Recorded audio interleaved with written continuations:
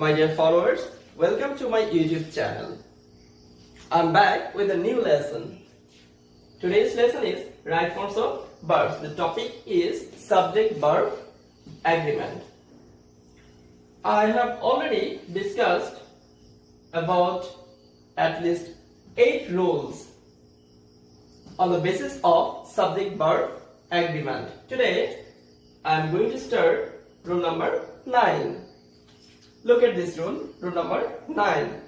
In general, in a sentence, a singular verb sits in the case of collective nouns. In general means when we see in a sentence a collective noun is used as a subject, then we have to think verb must be in a singular form. But it means separation. It means here it is a collective noun. Where collective noun denotes a separation or means a separation, then verb is used as a plural form. So, dear followers, look at this first example. The jury. We have to use the be verbs here. The jury dash giving its verdict. Giving its verdict today. Here the jury is a collective noun. The jury is a collective noun. So in general sense we have to use here a singular verb. Jury is giving its verdict today. The next one is the jury dash divided into 2 groups. Dear followers, look at these 2 examples. Here, number 1 is the jury, the second one is also the jury. Both of the subject here, but here the jury used in a general sense. So it deserves a singular verb. On the other hand, the second one is the jury. Here the jury divided into 2 groups means the jury is separated here. It means a separation. So it will be in a plural form. So the jury are divided into 2 groups. As it means a separation, so the verb must be in a plural form. So I hope, dear followers, you have got this rule. So now we should go to the next rule. Rule number 10. Look at this statement here. If we use the, we know about the is an article. If we use the before an adjective, it means plural. When we use article the before an adjective, it means a plural number. After that means after these words or after this subject, verb must be used as a plural form. Look at this first example. The virtuous. Virtuous is an adjective, and before this adjective, the is placed before this adjective. The virtuous means the whole virtuous. The virtuous are always happy. Look at this next one. The poor dash born to suffer. The poor born to suffer. The poor are born to suffer because this before this adjective, the is placed before this adjective, and this adjective means the whole virtuous, whole poor people. So the poor are born to suffer. It's the correct verb. My dear followers, I hope you have got some ideas about this rule, and when we use this sort of sentence, we cannot do any mistake to use this sort of verb. Dear followers, now rule number 11. Look at this rule. In a sentence, information in a sentence means a sentence or a statement.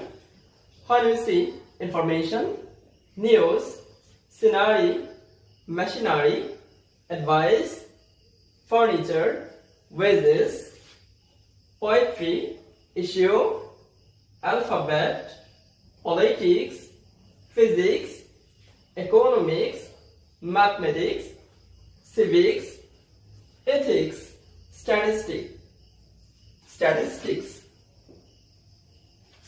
the United States of America, and so on. If we see such kind of words in a sentence, these words are used as a singular form. Though here mathematics, economics, politics, physics look a plural, but these are used as a singular number or singular form, and the verb will be also a singular form. Look at this first example. The scenario of Cox's Bazar. The scenario of Cox's Bazar. Here, you know about the head word of the subject. Here, the scenario is a head word. The scenario of Cox's Bazar dash charming, as it is recognized as a singular form or singular number, so verb must be in a singular form. The scenario of Cox's Bazar is charming. Now the second one is politics. That's something nasty. The politics, it looks plural, but really it's a singular number. So politics deserves a singular form of the verb. Politics is something nasty. Dear followers, now rule number 12. In a sentence, if we are to use, I am to use, he is to use, we are to use a verb with a relative pronoun. Means we have to write a sentence. That sentence needs a relative pronoun, or we will use a relative pronoun. Verb, here it means a verb. Verb depends on the antecedent. I think you know about antecedent. Antecedent means before the relative pronoun we use a noun or pronoun that is called an antecedent, or before it. Here look at this first example. It is I who. Here who is a relative pronoun and I is an antecedent. Before the relative pronoun, the noun or pronoun that is used, that is called an antecedent.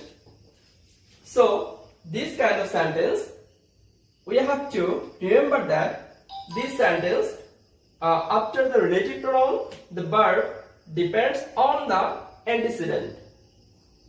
After it is I who dash eligible for the post. Here we have to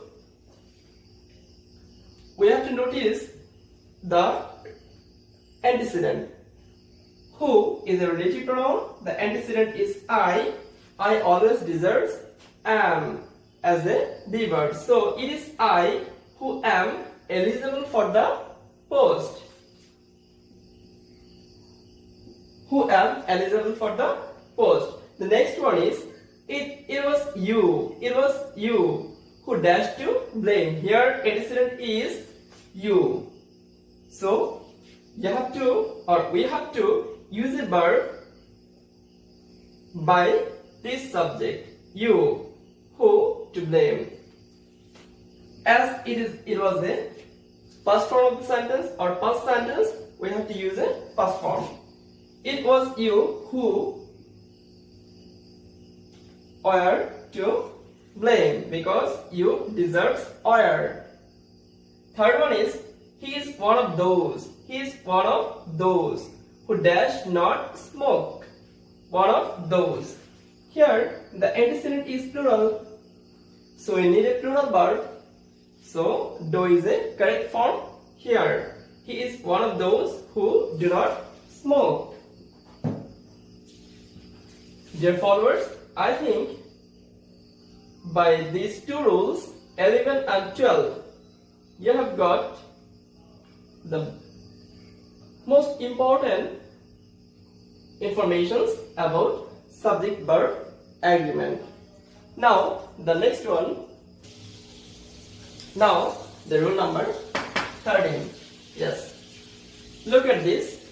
Hardly or scarcely plus had plus subject plus PP means past participle form of the verb plus dot dot dot plus when plus subject plus past form of the verb. Look at this first example. Here, hardly or scarcely we dash the call as when the bell rang. When the bell rang. This rule says that if we see in a sentence hardly or scarcely, we have to follow these rules. Look at this. The structure is hardly or scarcely plus had. So here is had plus subject is we and the past participle form of the verb here is wrist, wrist.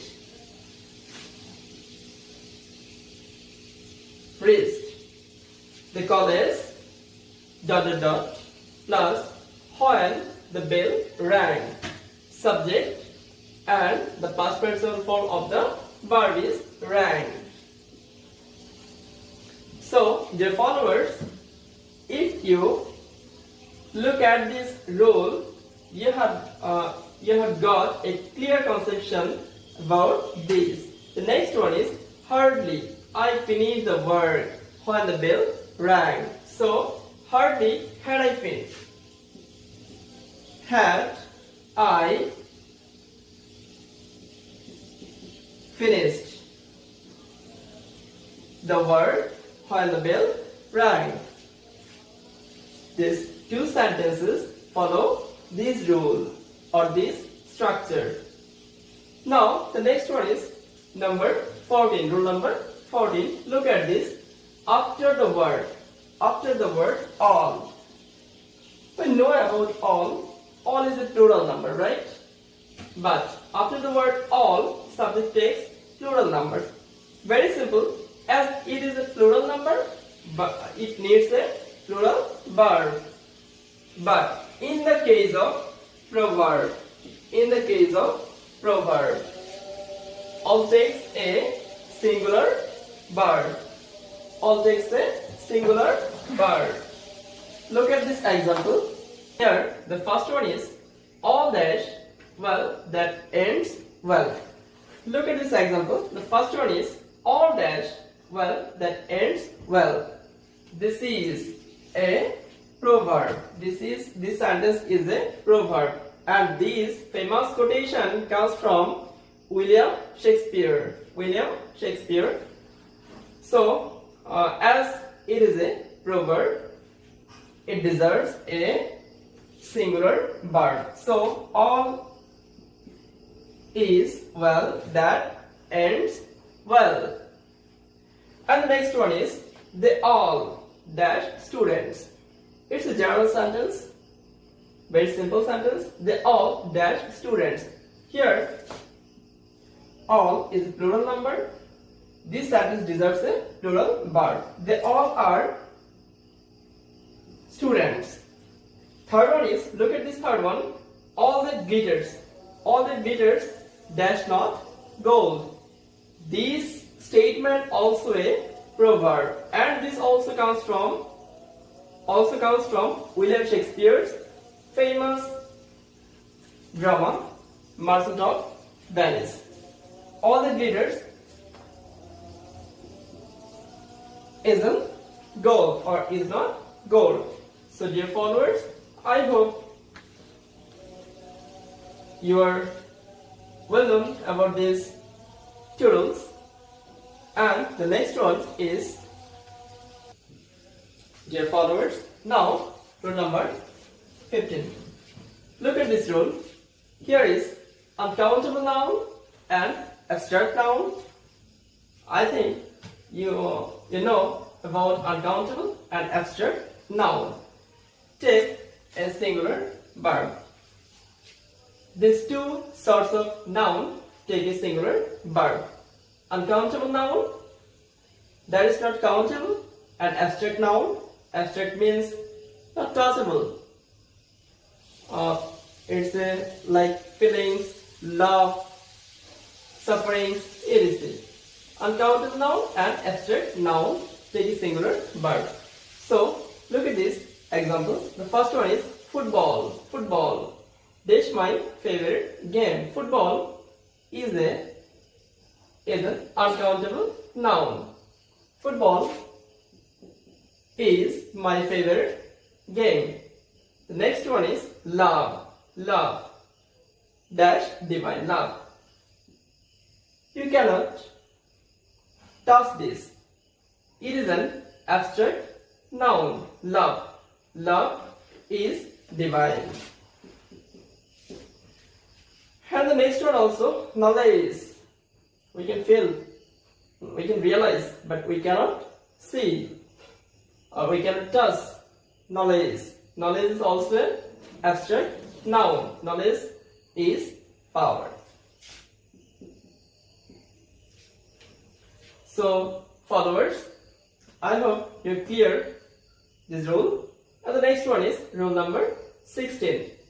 In a sentence, after. Be careful about this rule. It's the most important rule on the basis of subject-verb agreement. Here is in a sentence after many a or many an, noun and verb remain singular. When you see in a sentence many a or many an is used, then verb remain, noun and verb remain singular. But it is many, only many, then noun and verb remain plural. When you see in a sentence many is only without a or an, then it is used as a after this noun and verb remain plural. Look at this first example. Many a rich man. Here many a rich man live here. As many a or many an, after this noun and verb remain singular, so many a rich man. Here rich man is singular verb, takes a singular verb, so lives here. Second one is many a girl. Here many a girl, also singular number, so many a girl now. As it is now, that means the action is going on. So many a girl is crying now.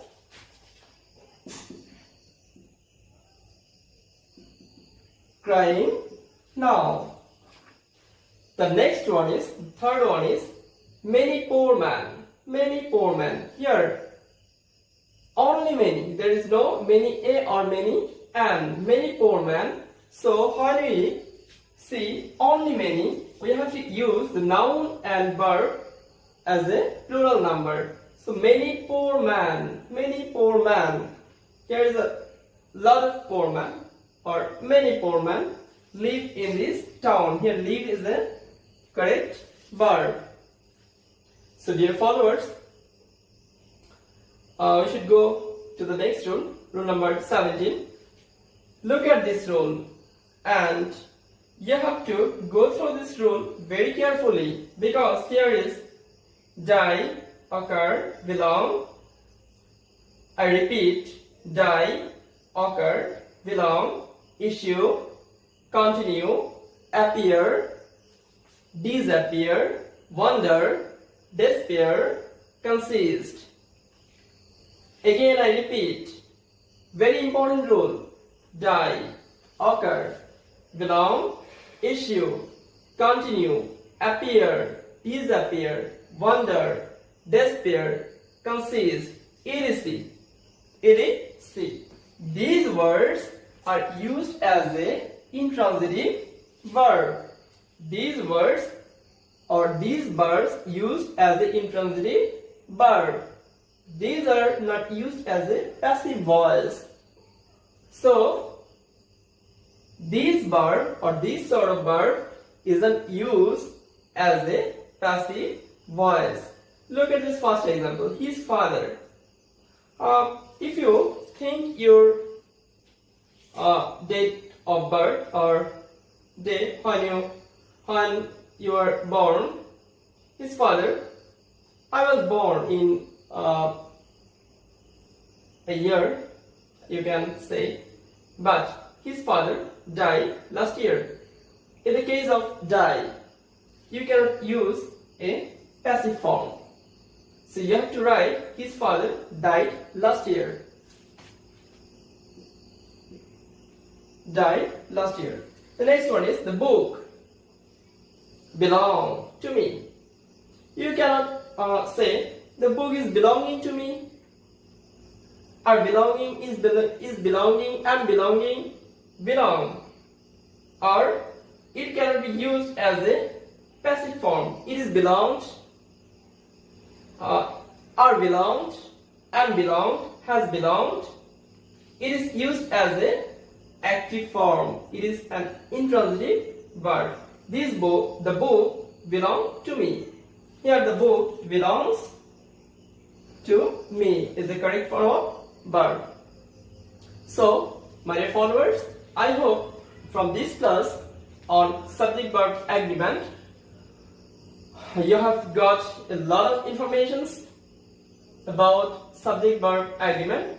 And today's by this class, I have completed subject-verb agreement. And my next class, I will try to deliver some information about right forms of verbs. So, dear followers, take care, stay safe. No more today. That's all for the time being. Allah Hafiz.